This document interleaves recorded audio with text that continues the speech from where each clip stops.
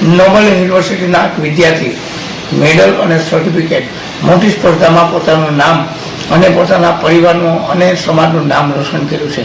આજે આપણી સાથે એક એવા જ વિદ્યાર્થી છે કે જે ઇતિહાસ પણ રચી શકે તેવું એક આપણું ગૌરવ, જેને કહેવાય કરીમાબાદનું ગૌરવ અને સમાજનું ગૌરવ કરવાય, તેમને આપણે પૂછે કે આજે એક શિક્ષણ એ મહત્વનો પાયો ગણાય છે, ત્યારે શિક્ષણ એક મહત્વની ભૂમિકા છે, ત્યારે શિક્ષણની સાથે સાથે સ્પર્ધાઓ પણ એક અતિ મહત્વનો ભાગ ભજવે છે. ત્યારે આપણી સાથે વિદ્યાર્થીને એમને પૂછશું કે તેઓને આ કઈ સ્પર્ધાથી કઈ રીતે ભાગ લીધો અને સ્પર્ધામાં કઈ રીતે તમે નંબર પ્રાપ્ત કર્યો. નમસ્કાર, મારું નામ પ્રિનાસ પાબાણી છે. હું જુનાગઢમાં કરીમાબાદ સોસાયટીમાં રહું છું. હું એક ઇસ્માઇલી સમાજની દીકરી છું. અત્યારે હાલમાં નોબલ યુનિવર્સિટીમાં MBAમાં ભણું છું. અમારી યુનિવર્સિટી છે એક સ્ટુડન્ટ ઓફ ધ યર કરીને આખી એક મોટી ઇવેન્ટ ઓર્ગેનાઇઝ કરે છે કે જેમાં પ્યોરલી એકેડેમિક બેઝ એક્ટિવિટી હોય છે અને આ બધા જ ડિપાર્ટમેન્ટ અલગ અલગ આયુર્વેદા, એન્જિનિયરિંગ, મેનેજમેન્ટ બધા જ સ્ટુડન્ટ્સ વચ્ચે આ ઇવેન્ટ થાય છે પ્યોરલી એકેડેમિક બેઝ.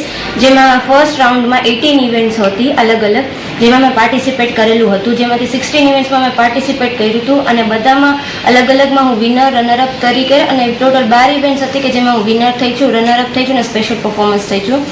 પછી રાઉન્ડ 1 પછી આ બધા જેટલા 400 જેટલા સ્ટુડન્ટ્સ આમાં પાર્ટિસિપેટ કરીને પછી આ 400માંથી એક એવા સુપર 30 સિલેક્ટ કરવામાં આવે છે કે જે લોકો આ બધી ઇવેન્ટ્સમાં ટોપમાં આવે છે. તેમાં પણ હું ટોપમાં હતી. સુપર 30માં બીજી 6 ઇવેન્ટ હતી કે જેમ આનાથી એક સ્ટેપ આગળ હોય, વધારે અઘરી હોય, જેમાં પર્સનલ ઇન્ટરવ્યૂથી લઈ અને રેઝ્યુમેથી લઈને કે જે આ કરિયરમાં આગળ તમને જે તમે ફિલ્ડમાં હોય જેમાં બહુ ઇમ્પોર્ટન્ટ હોય છે એ વસ્તુ હતી. તેમાં પાર્ટિસિપેટ કરીને પછી આ ટોપ 30માંથી પણ અમને એક ટોપ 8 સિલેક્ટ કરવામાં આવે છે, જેમાં મેઇન હોય છે એક સ્ટુડન્ટ ઓફ ધ યર અને એનું રનરઅપ, અને જેમાં મેં રનરઅપનો ટાઇટલ હાંસલ કર્યું છે. આપણે જાણીએ છીએ કે આજના યુગમાં ખાલી એક સ્કિલ, ડિગ્રી કે એવી વસ્તુ હોય તો એટલું કોઈ ઇનફ નથી હોતું, બટ આવા એક્સ્ટ્રા કરિક્યુલર એક્ટિવિટીઝ અને આવી બધી ઇવેન્ટ્સ હોય છે કે જે સ્ટુડન્ટને મોટિવેટ કરે છે, સ્ટુડન્ટને ખબર પડે છે કે તેનામાં કેટલી સ્કિલ રહેલી છે, તેઓ કેવી રીતના જીવનમાં આગળ વધશે. ખાલી ડિગ્રી મળશે એ ઇમ્પોર્ટન્ટ નથી હોતું. તો અમારી નોબલ યુનિવર્સિટી આવી રીતના કરે છે કે જેથી સ્ટુડન્ટ્સને બધી રીતનો એક્સપિરિયન્સ મળે અને ફ્યુચરમાં ત્યાં જ્યાં પણ જાય તેઓ ક્યાંય પાછળ ન પડે. થેન્ક યુ સો મચ એના માટે. ખાસ કરીને આ તને વિચાર કે કેવા સ્પર્ધામાં ભાગ લેવાનો અને કઈ રીતે તને વિચારો અને બીજા વિદ્યાર્થીને શું કહી શકો?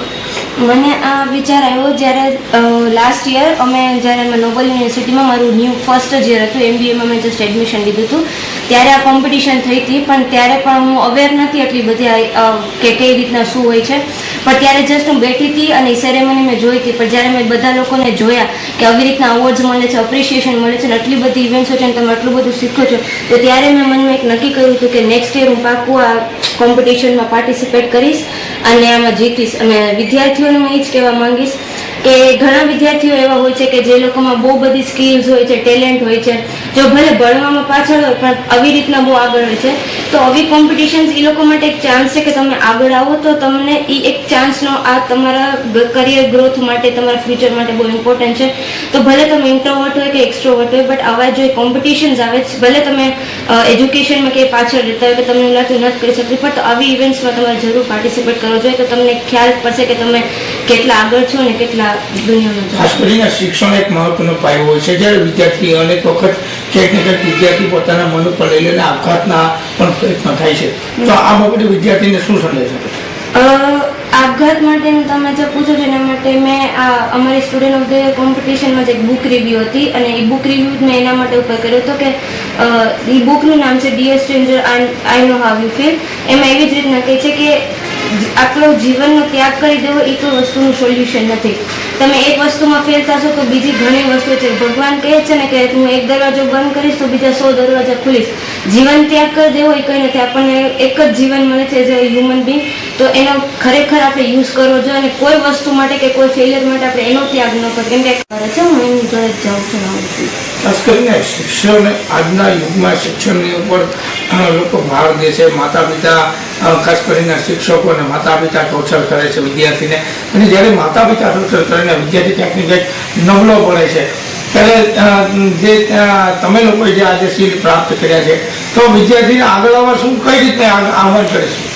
હું એમ કહેવા માગું છું કે અત્યારનું સમય ને બધું બહુ બદલાઈ ગયું છે. પેરેન્ટ્સ, ટીચર્સ એજ્યુકેશન ઇમ્પોર્ટન્ટ છે એ વસ્તુ નથી, પણ અલગ અલગ બધા એક પર્સનમાં કંઈક ને કંઈક ખૂબી ને આવડત રહેલી હોય છે. તો તમારા બાળકને એ વસ્તુમાં આગળ જવા દો. અને મારા મેડલ્સ છે કેમ કે મને એવું લાગે છે કે હું મારા ભણતરમાં સારી છું, તો એના માટે છે કે તમારું બાળક તો બીજી ડાન્સમાં છે, સિંગિંગમાં છે, ડ્રોઈંગમાં છે. અત્યારે તો જમાનો એવો છે કે બધા જ વસ્તુ માટે તમારી પાસે પ્લેટફોર્મ છે, સોશિયલ મીડિયા છે, તો બધા જ ફિલ્ડ એટલા જ ઇમ્પોર્ટન્ટ છે, એટલા જ વેલ્યુબલ છે. તો પેરેન્ટ્સ ટીચર ખાસ કે તમારા બાળકનું ટેલેન્ટ જોવો અને એમને સપોર્ટ કરો. કોઈ બી વસ્તુ, એજ્યુકેશન ફિલ્ડ હોય કે એક્સ્ટ્રા કરિક્યુલર ફિલ્ડ હોય કે કલ્ચરલ ફિલ્ડ હોય, એનીથિંગ. તો આ હતા નોબલ યુનિવર્સિટીના વિદ્યાર્થી. આપની સાથે ઘણી બધી ચર્ચાઓ થઈ.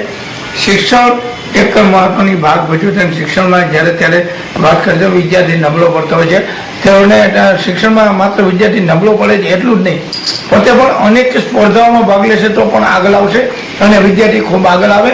આપઘાત કરે એનો કોઈ પ્રયત્ન નથી, આપઘાત કરવાનો કોઈ નિર્ણય નથી. શિક્ષણ એક તો શિક્ષણ નહીં પરંતુ અનેક પ્રવૃત્તિઓ છે, સિંગિંગ, ડાન્સ છે, સહિતના અનેક પ્રવૃત્તિઓ છે. એમાં આગળ વધવા બેનશ્રીએ આપને જે કીધું એમ આહ્વાન કર્યું છે કે વિદ્યાર્થી ખૂબ આગળ વધે તેવી વિનંતી કરી છે. તો આ હતા નોબલના વિદ્યાર્થી. આવતીકાલે ફરી મળીશું, ત્યાં સુધી